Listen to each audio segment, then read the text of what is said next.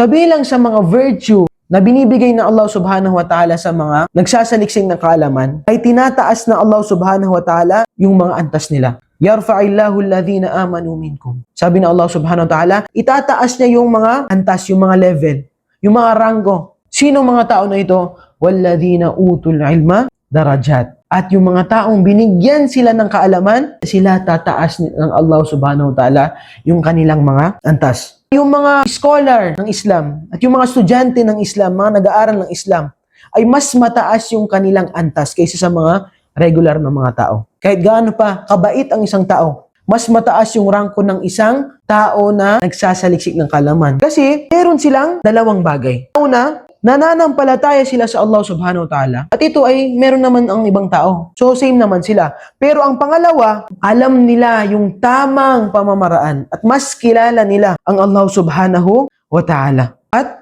ang Allah subhanahu wa ta'ala, kapag mas nakikilala siya at sinasamba siya doon sa kaalaman ng Allah subhanahu wa ta'ala, ay mas tinataas yung kanilang mga antas. Kaya ngayon, kung titingnan natin ang Quran, pati ang sunnah ng Propeta Muhammad SAW, wala kang makikitang inutusan ng Allah subhanahu wa ta'ala ang Propeta Muhammad SAW na humingi ng bagay-bagay, maliban sa isa. Sabi ng Allah subhanahu wa ta'ala, wa qur rabbi zidni ilma. Sabihin mo ya Muhammad, o aking Panginoon, dagdagan mo ang kaalaman ko.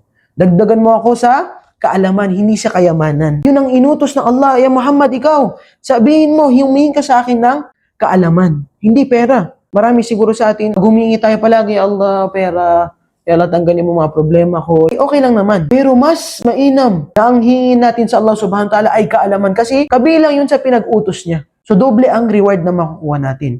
Kasi sinusunod natin ang utos ng Allah subhanahu wa ta'ala.